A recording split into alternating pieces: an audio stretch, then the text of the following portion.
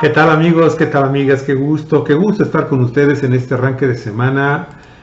Estamos acercándonos a una fecha muy importante para el país, la primera consulta nacional, que si es legal o que si es ilegal, que si es vinculante, no lo es. Amigos, es un ejercicio democrático que los mexicanos ya nos debíamos desde hace muchos decenios en este país.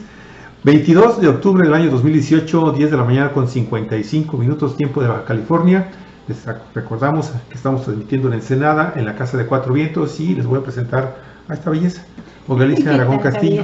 Aquí está, mire qué bonita, ¿eh? ¿Cómo estás? Bueno, ya que pregunta tan tonta. Bueno, hola, ¿cómo estás? Gente, Javier? Pues que estoy enamorado. Que te hace falta lentes. Pues, ve nada más, y estos ya casi son de fondo de botella.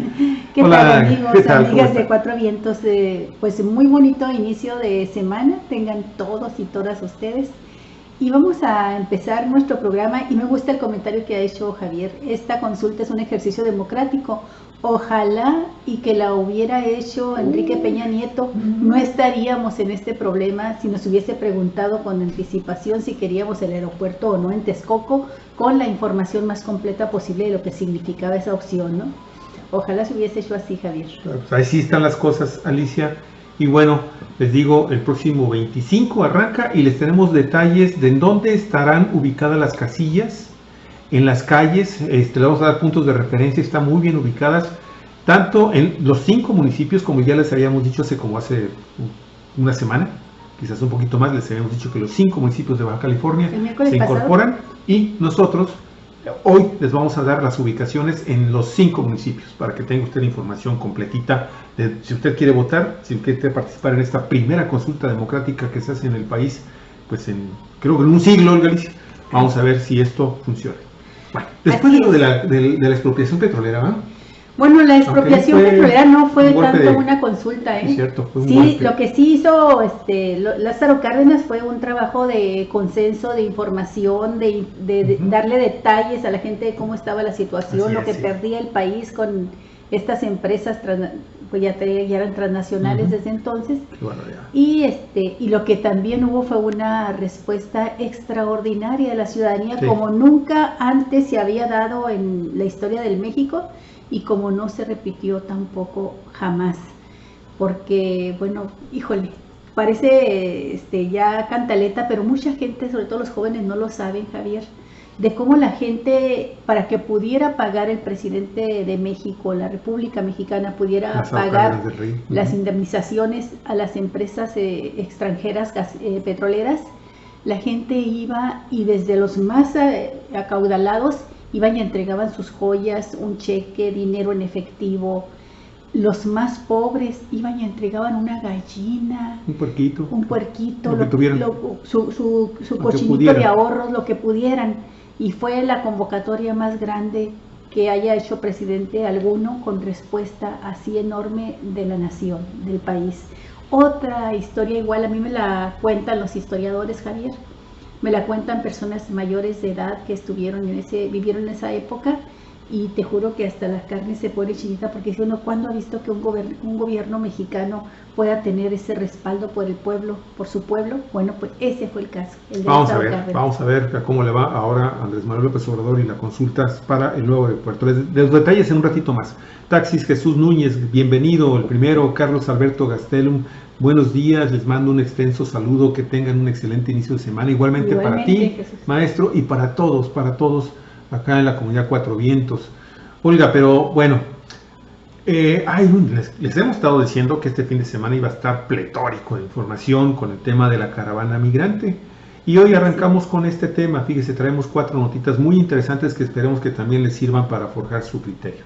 Y la quinta nota es esta discriminación que ha expresado un sector de la población mexicana, Galicia, que da pena. Qué triste. Que da mucha pena. Pero vamos a platicarles a ustedes de cómo es que Donald Trump, el pato Donald, declara emergencia nacional ante incapacidad de México para frenar la caravana.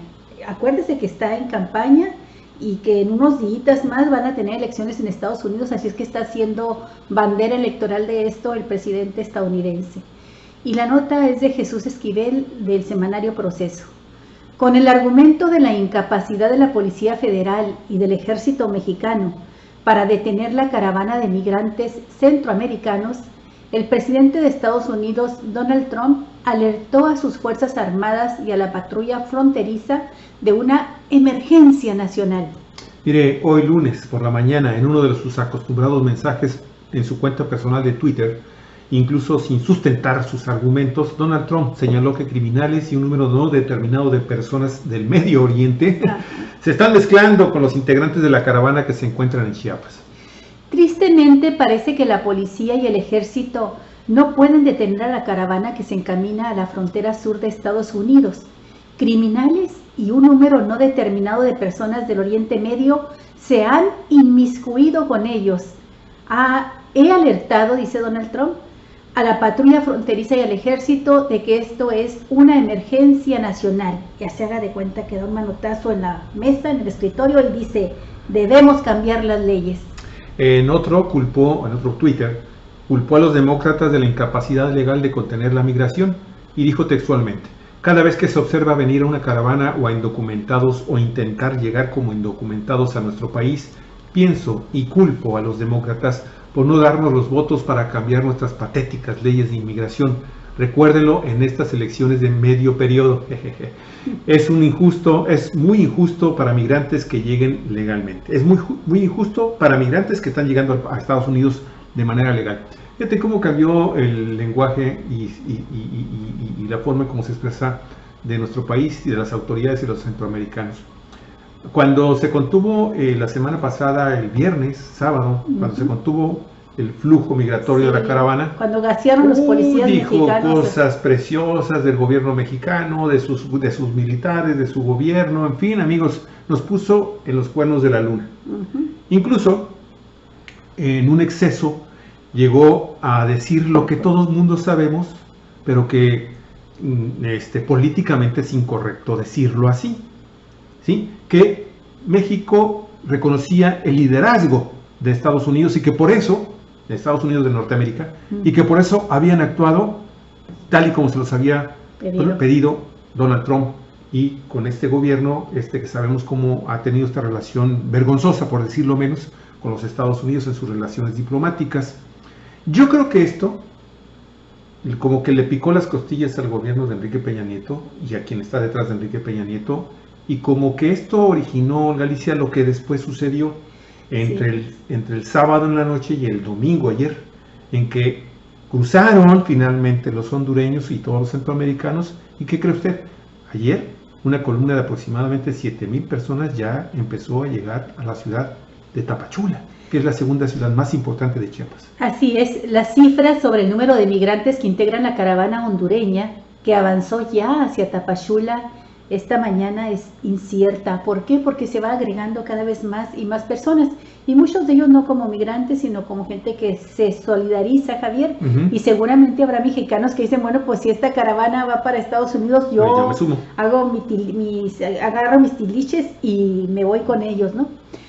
La cifra más reciente la ha ofrecido el albergue Casa Migrante Saltillo, que detalló que se trata de un total de 7,233 personas, prácticamente el doble de lo que se manejó inicialmente. Así es.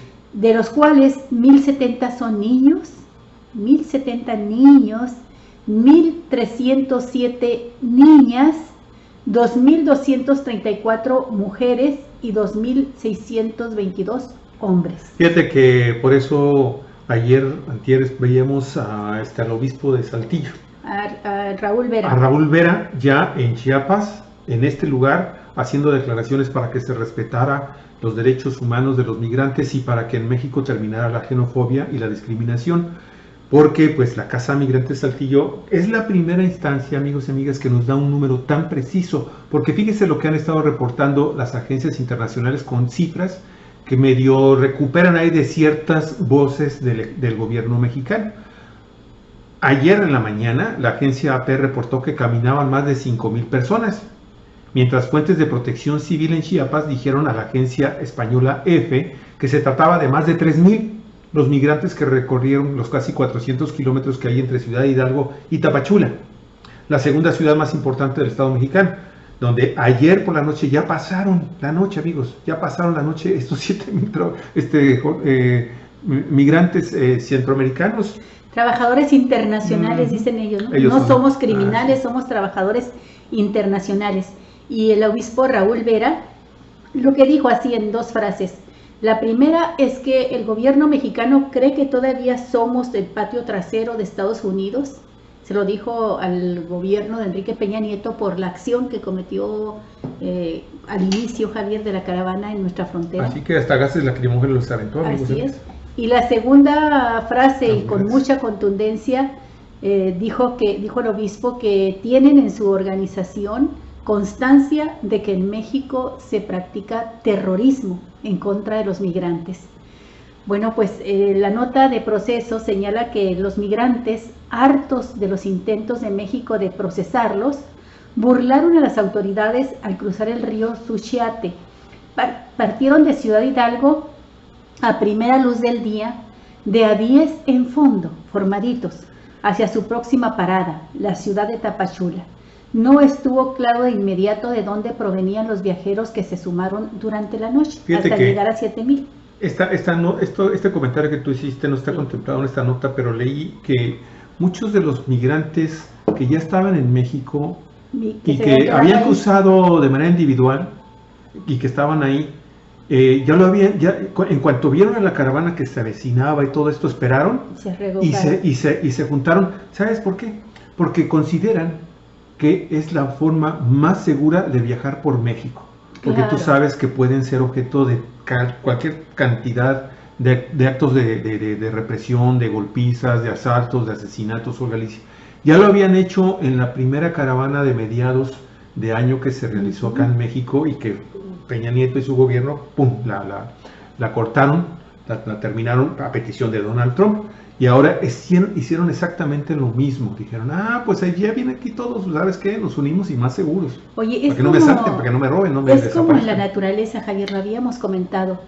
Algunos especies de animales que saben que pueden defenderse por sí mismos, andan solos, ¿verdad? O en pequeñas manadas. Pero fíjate qué lección nos da la naturaleza. Cuando el individuo como tal, solito, es tan vulnerable frente a toda la adversidad que enfrenta, entonces se agrupa y es la colectividad lo que le da fuerza. Así es como viene el número. Sí, así es como viene esta gran caravana de migrantes. Podíamos ver a los migrantes pasándose subrepticiamente a escondidas, contratando a lo que llamamos un coyote. Y ahora no, Javier, ahora van de cara a que los vean, pero en masa, en bloque, colectivamente. Bueno, pues a las afueras de Tapachula, unos 500 elementos de la Policía Federal se reunieron a lo largo de la carretera a bordo de camiones y patrullas, pero las autoridades dijeron que habían recibido instrucciones de mantener el tránsito en la carretera y de no detener a la caravana. Por eso está tan enojado Donald Trump. Claro, y pese a los esfuerzos. Esto te digo, eso me parece una reacción como diciendo, sí, Donald Trump, sí, mira, te estamos haciendo el favor y todavía y te pones ahí a presumir de que te estamos lamiendo quién sabe qué. Pues mira, las patrullas. Los dejo. Pese a los esfuerzos mexicanos para frenarlos, unos 2,000 migrantes centroamericanos cruzaron a nado o en balsas el río Suchiate, reformaron su caravana y dijeron que proseguirán el viaje hacia Estados Unidos. Y ahí vienen, amigos, y ahí vienen. Bueno, y lo que les había ofrecido el gobierno mexicano a través del canciller Videgaray era a estos migrantes pues que hicieran solicitudes de refugio, y 1,200 sí acataron esta disposición y solicitaron refugio. La Secretaría de Gobernación informó que el Instituto Nacional de Migración recibió en 3 días, viernes, sábado y domingo, 1,028 solicitudes de refugio de centroamericanos que forman parte de la caravana migrante. En un comunicado, la Secretaría de Gobernación detalló que ayer las autoridades migratorias trasladaron a 346 personas que se encontraban en condición de vulnerabilidad a los albergues que se han estado instalando por parte del gobierno federal y del gobierno de Chiapas en esta zona, ¿no? En esta región. Y es que muchos de estos migrantes llegan en condiciones de desnutrición, deshidratación, con los niños, mujeres y personas en general muy cansadas, y pues ya no pueden dar un paso más. Entonces son los que son atendidos, ¿no? Son los que están siendo atendidos. Indicó la Secretaría de Gobernación que el pasado viernes cruzaron por la zona fronteriza de manera formal 343 ciudadanos, el sábado otros 339 y ayer domingo 346. Señaló que elementos de la Secretaría de Marina y de Protección Civil del Estado de Chiapas mantienen en apoyo al trabajo realizado por el Instituto Mexicano de Migración la asistencia médica, alimentaria y logística. Reiteró que el procedimiento que se lleva a cabo para la recepción de personas inicia en las instalaciones del Instituto Nacional de Migración en Ciudad Hidalgo. Ahí se recaban los datos para realizar las solicitudes de refugio. Posteriormente, los solicitantes son trasladados a un albergue que se ha habilitado para su alojamiento. Oye, Olga, quiero comentar algo aquí sobre esto. Fíjate que hay porque son notas es un mar de notas. Pero ayer también y hoy en la mañana lo confirmaban, muchos de los centroamericanos que vienen en la caravana han sido invitados y de hecho iban caminando para Tapachula y las autoridades le decían, vénganse, vamos. No les dice, no, dice, porque tenemos miedo de que en lugar de que nos lleven a los albergues, nos lleven a un centro de deportación. Así y eso no lo vamos a permitir. Sí, que no y han actuado de una manera muy inteligente, ¿eh? Van ya algunos muy cansados, pero aún así los ayudan toda la columna los ayuda, los incita para que continúen y ahí vienen. El gobierno de México reafirma su compromiso, dice la Secretaría de Gobernación, con una migración ordenada y segura, por lo que exhortó a las personas que se encuentran en tránsito a evitar riesgos y acudir al albergue referido en Tapachula, Chiapas, a efecto de recibir orientación, así como la asistencia humanitaria que requieran. Pero pues ya ven ustedes cuál es la respuesta de la gente. Sí, lo que pasa, este comunicado lo hizo la Secretaría de Gobernación porque ayer por la mañana, sí, diversas organizaciones de derechos humanos de México y las internacionales que están ahí ahorita atendiendo esta crisis humanitaria, precisamente acusaron al gobierno de Enrique Peña Nieto de no implementar ninguna política de asistencia humanitaria. Y por eso Andrés Manuel López Obrador hizo otra declaración que rescata también Sonia París para el periódico El País, este periódico español tan importante también dentro de la comunidad hispanoparlante, amigos, amigas, en el mundo. El presidente electo de México, Andrés Manuel López Obrador, pedirá a los gobiernos de Estados Unidos y Canadá que destinen recursos para impulsar el desarrollo en Centroamérica. Según sus estimaciones, la inyección de capital en la región ayudará a controlar la crisis migratoria que ha empujado a miles de hondureños en esta última semana a salir de su país para intentar entrar a Estados Unidos. ¿Qué dijo Andrés Manuel? Estoy planteando al presidente Donald Trump que se pueda llevar a cabo un acuerdo para que Canadá, Estados Unidos y México inviertan en el desarrollo del suroeste en el país centroamericano. Nosotros estamos dispuestos a destinar recursos a ese plan, que hagan lo mismo los estadounidenses y los canadienses. Así es, de hecho López Obrador, quien viajó a Tuxtla Gutiérrez, allá en Chiapas, dentro de su gira de agradecimiento, a los seguidores que apoyaron su campaña, estaba a 400 kilómetros de donde celebró el mitin. Ahí se encontraban unos 7,000 inmigrantes que retomaron la caminata de la caravana que busca llegar a Estados Unidos. Así es que estaba pues a menos de medio kilómetro de la caravana. Y desde ahí el presidente electo ha hablado en Chiapas de la migración de Centroamérica a México para insistir en que el país es capaz de ofrecer oportunidades a los centroamericanos que emigran. Dijo: ofrecí a los centroamericanos pobres que salen de su país porque no tienen opciones ni visas de trabajo. ¿Por qué ofrezco eso? Porque va a haber trabajo para los mexicanos y para los centroamericanos en nuestra patria.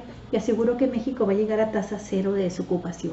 Mira, fíjate que de hecho el político insistió en los últimos días que una vez que comience su gobierno, dentro de 39 días, desarrollará un plan económico principalmente con Estados Unidos para evitar este éxodo masivo de centroamericanos. Si hay crecimiento económico en Guatemala, en Honduras, en El Salvador, en Chiapas, en Tabasco, en Oaxaca, no va a haber fenómeno migratorio. No se puede estar enfrentando este problema solo con el uso de la fuerza. Hay que garantizar los derechos humanos. El principal derecho es el derecho a la vida, de salir a buscar, a mitigar el hambre. Esto lo dijo el líder de Morena, que ya había hablado de hacer un acuerdo económico de 30,000 millones de dólares con Estados Unidos para impulsar la productividad en toda esta región, pero esta es la primera ocasión en que también ya involucra al gobierno de Estados Unidos en sus planes. Al de Canadá, y que incluye al de Canadá, perdón, al de Canadá, sí, amigos. Porque con Estados Unidos lo había hecho cuando se ratificó el convenio, el Tratado de Libre Comercio, pero faltaba la firma de Canadá, Javier. Y ahora ya está Canadá, bueno, pues vamos entrándole juntos, dice, a resolver este problema. El mensaje de López Obrador, sin embargo, contradice las acciones que la administración de Peña Nieto ha emprendido en los últimos días. En la frontera, el gobierno mexicano ha reforzado la seguridad y ha enviado a numerosos grupos de Policía Federal a vigilar el cruce fronterizo. Las fuerzas de seguridad se enfrentaron el viernes pasado a la caravana de migrantes que deseaban cruzar el puente fronterizo Rodolfo Robles. Este sábado, los policías federales, el sábado pasado, han intentado bloquear el paso al grupo de inmigrantes que consiguieron pisar México, para después solo acompañarlos hasta la ciudad de Tapachula.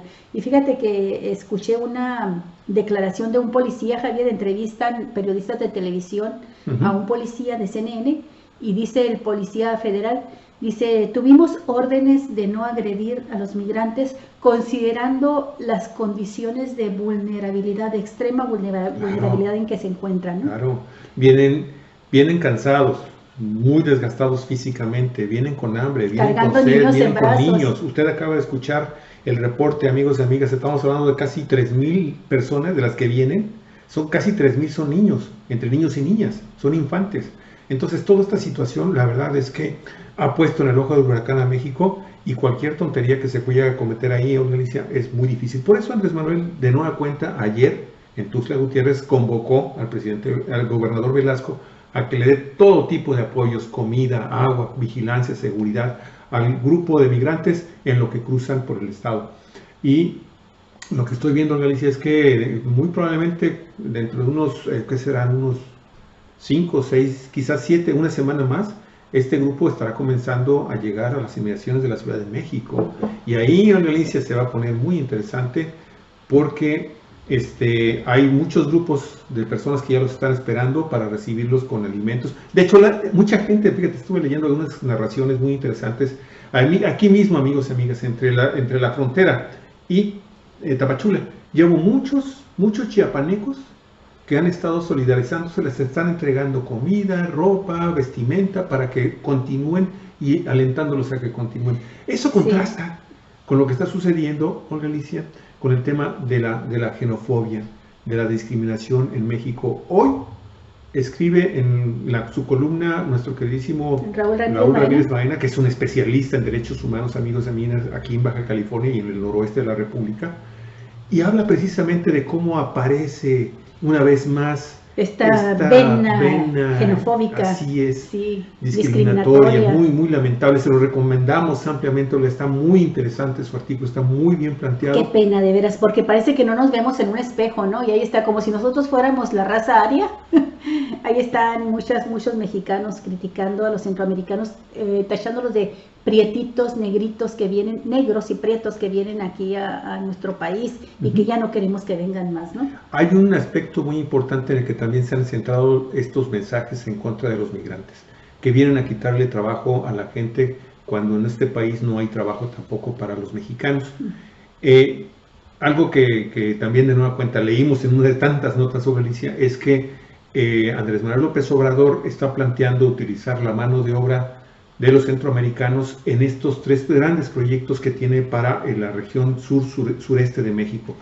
Estamos hablando del Tren Maya, ahí se contratarían tanto los mexicanos como los centroamericanos. Segundo lugar, el plan de desarrollo del istmo, del transísmico, la plantación de la zona de Tehuacán, y el tercero es de la plantación de árboles. De millones de árboles.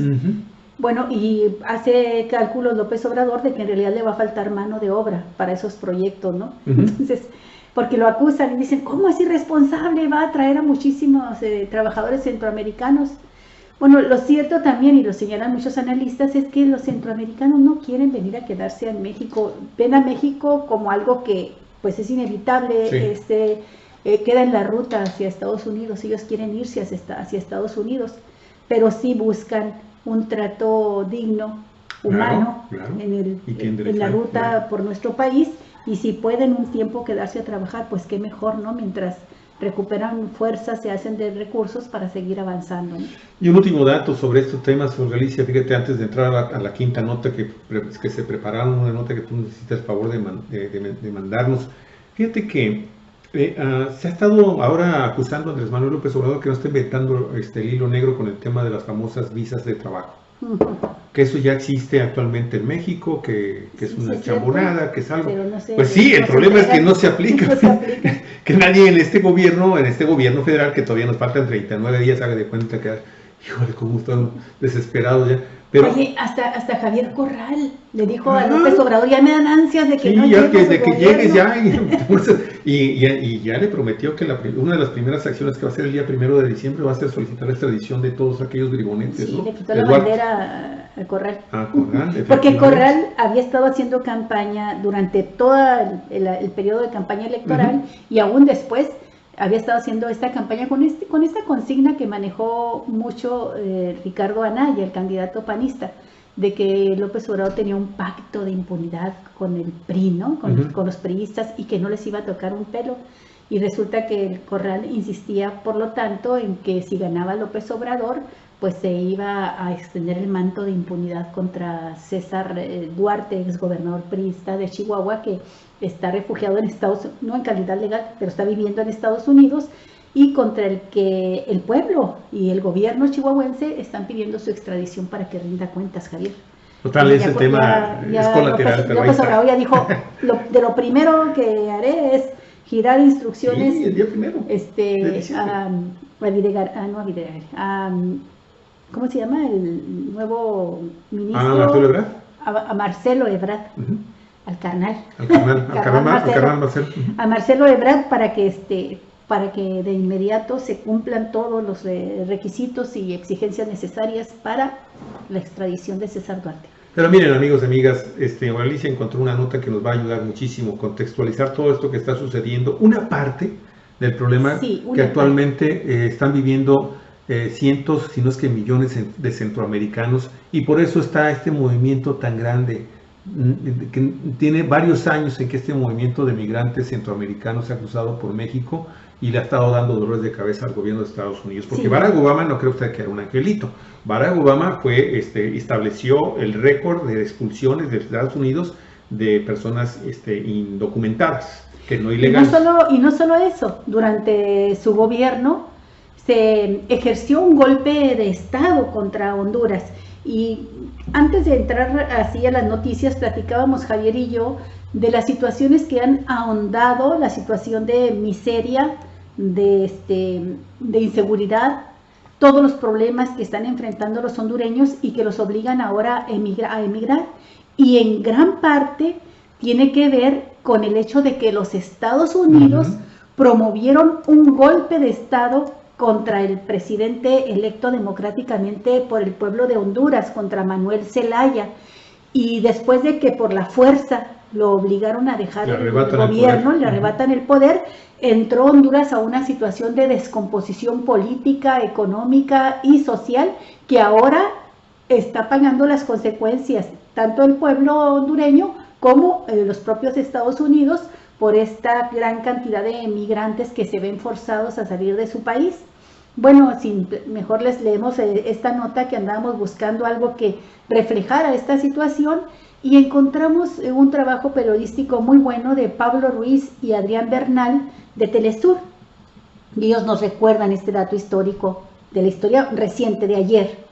Dice, desde el golpe de Estado y con el apoyo, financiamiento y entrenamiento de los Estados Unidos a las fuerzas represivas, solo han aumentado los asesinatos, las amenazas y la represión al pueblo de Honduras.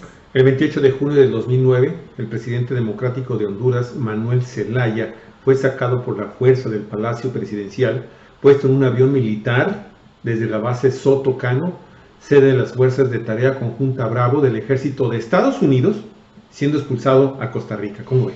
El golpe de Estado en cuestión fue encabezado por el jefe del Estado Mayor Conjunto, Romeo Orlando Vázquez Velázquez, y por el jefe de la Fuerza Aérea, general Luis Javier Princes Suazo, ambos graduados en la Escuela de las Américas de Estados Unidos. Así es, ahorita vamos a comentar unas otras historias sobre esta Escuela de las Américas. Fíjese, meses antes, en abril del 2009, por primera vez, una delegación del SWAT Watch encabezada por Lisa Sullivan y el padre José Mulligan visitaron Honduras, donde sostuvieron reuniones con autoridades de gobierno y con organizaciones sociales para pedir que Honduras no siguiera enviando soldados a entrenamiento a escuelas de Estados Unidos en la Escuela de las Américas, ¿sí? Ahí donde están operando, pues obviamente, las élites del ejército estadounidense. Exactamente, es una escuela que pertenece al ejército de Estados Unidos.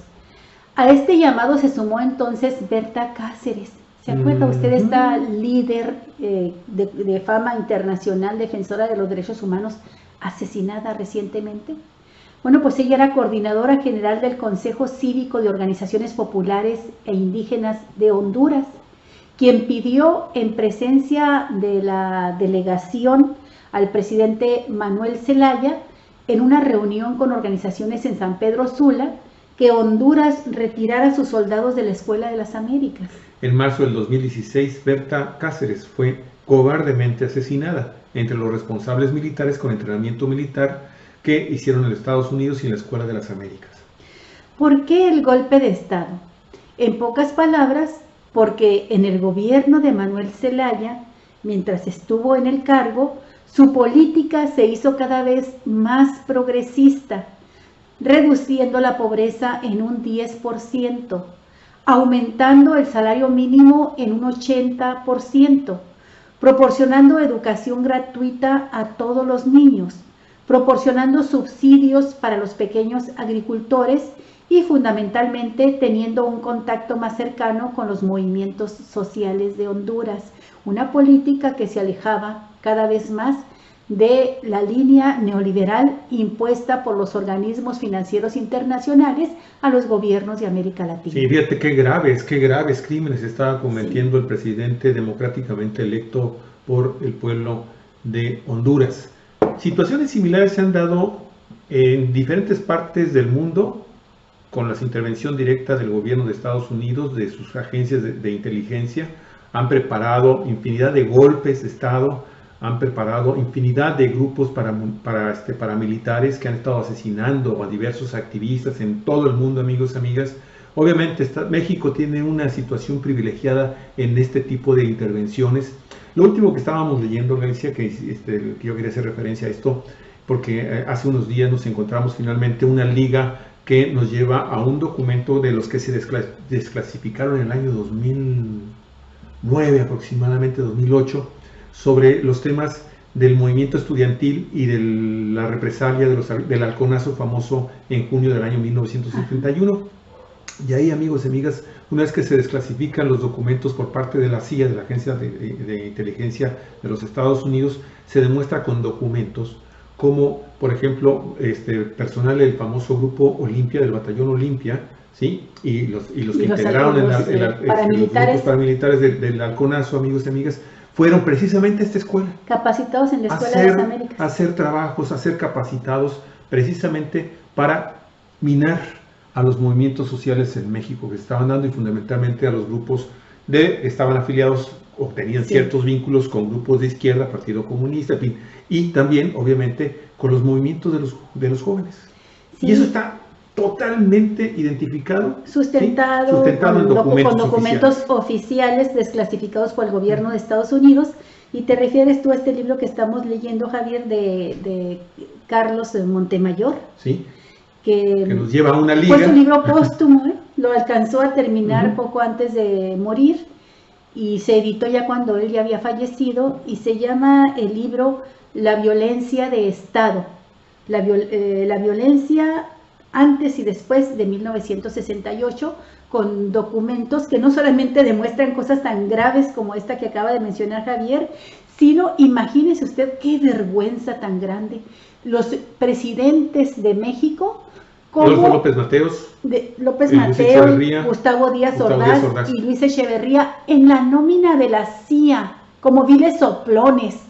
No le decían informantes, les tenían otro nombre, pero eran informantes de la CIA, al más alto nivel, el presidente de la República en la nómina de la CIA, con documentos que así lo comprueban, y que no solamente Carlos Montemayor, sino en su momento Julio Scherer, Carlos Monsiváis y otros periodistas e investigadores lo consignaron en cuanto se desclasificaron estos documentos oficiales de Estados Unidos. ¿Cómo estaría, amigos y amigas, el tema, por ejemplo, del espionaje desde las más altas esferas del gobierno mexicano, desde la presidencia de la República? Pues imagínese usted que, por ejemplo, presidentes como Lyndon B. Johnson y otros altos funcionarios de la administración de Estados Unidos en aquellos años se sonrojaban cuando hablaban del tema del espionaje, amigos y amigas, que se estaba realizando en México.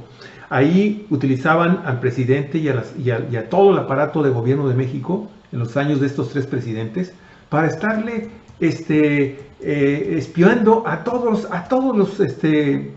los gobiernos que significaran para el gobierno de Estados Unidos una amenaza, fundamentalmente a los del bloque comunista, Alicia, a los del bloque comunista.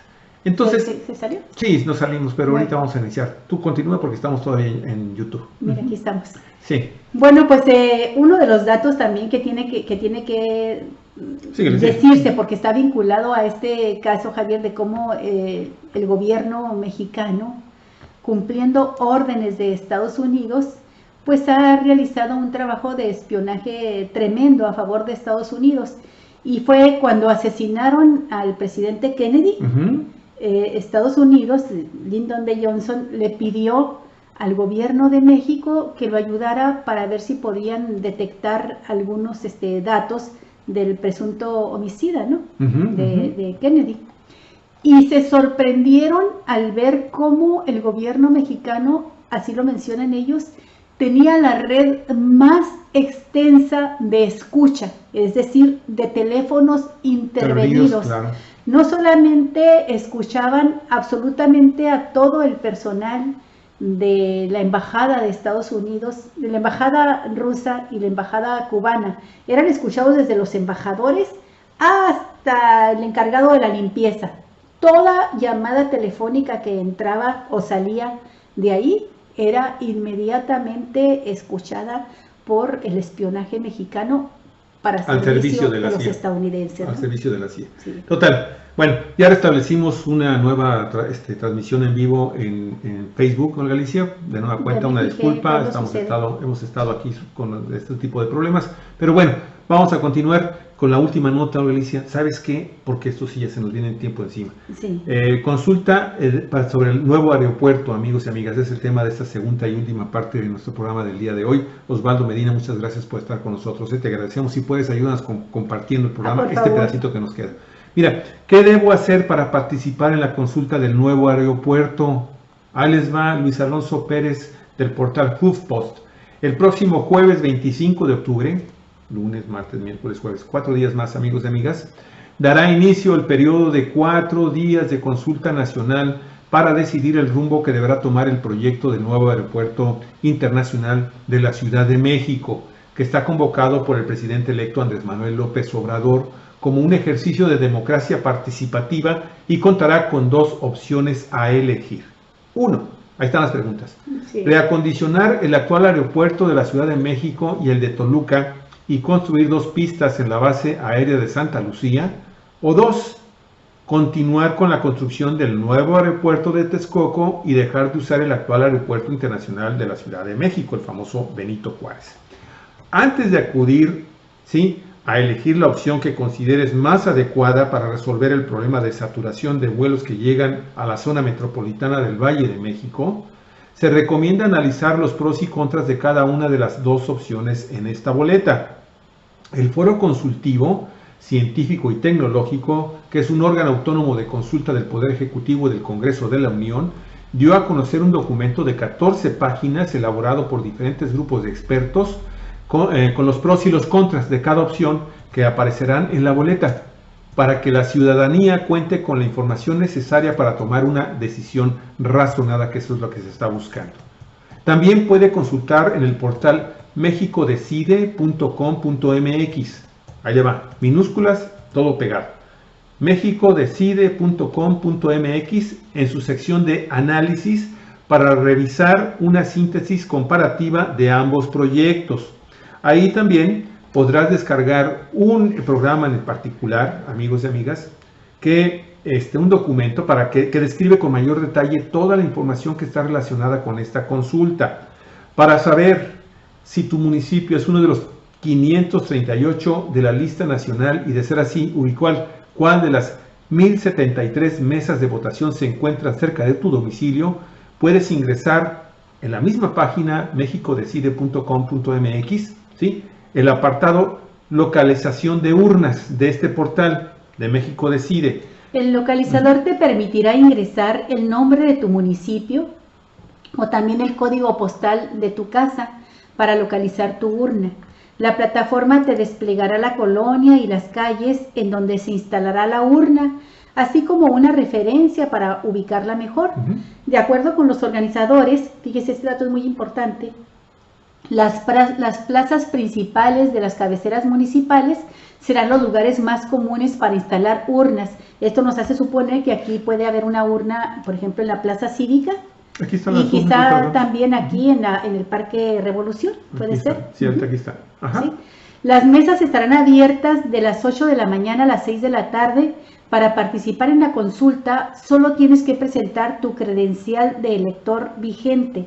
El personal que atenderá las urnas recibirá la credencial y la registrará en un listado para garantizar que no se dupliquen los votos.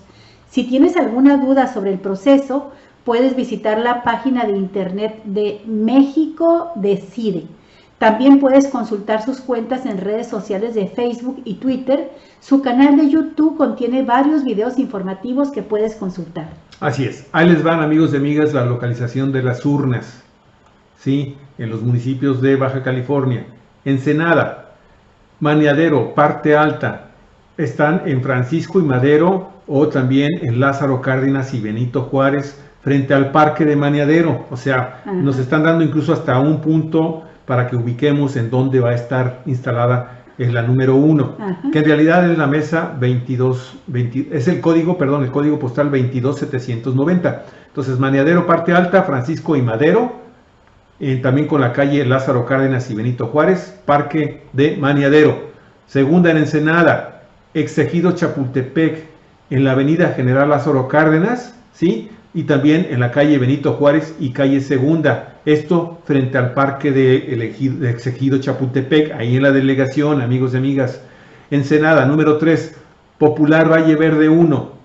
Va a estar en el Paseo de los Olivos, es una, y esquina Boulevard Ignacio Allende, frente al Parque de las Tres Colonias. Ok. Amigos, la cuarta, Maestros, en la colonia Maestros, de Calzada de las Águilas, entre las calles Segunda y Justo Sierra, frente al Parque Benito Juárez, muy fácil de localizar. Número 5, Zona Centro, en la calle Sexta, entre Obregón y Moctezuma. Esto es Parque Revolución, aquí en la ciudad de Ensenada. En el Sausal, amigos, la número 6, en la calle Primera, en la esquina con Avenida Guerrero, en la parte norte del Sausal, para mayor ubicación, ¿ok? Mexicali, Colonia Nueva, en el Boulevard López Mateos con la calzada Jaime S. Stones, frente a Cachanilla, así está identificada, ¿sí? Baja California, número 2, Mexicali, Colonia Maestros Estatales, en el Boulevard López Mateos y Madero, y el Boulevard Benito Juárez y López Rayón, frente a la Universidad Autónoma de Baja California. Uy, me estoy bajando, permítanme. 3, en Mexicali, Colonia El Porvenir, Boulevard Lázaro Cárdenas y Boulevard Benito Juárez, López Mateos y Rayón, frente a Galerías. Así está identificado, amigos, esta casilla.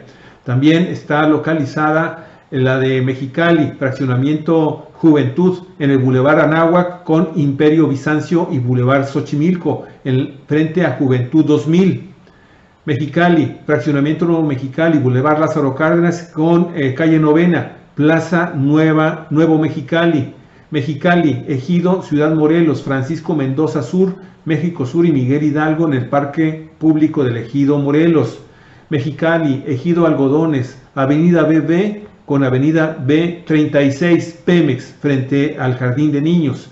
Mexicali, Ejido Guadalupe Victoria, en la Oficina de Recaudación de Rentas, en la Calzada de los Insurgentes y calle Sexta. Mexicali, Estación Coahuila, kilómetro 57, en la Diconsa, en la tienda Diconsa de la calle Cuarta, Costa Rica y Quinta. Mexicali también, Puerto San Felipe, en la avenida Chetumal y entre Mar Bermejo y Mar B, o Mar 5, oficinas de los bomberos.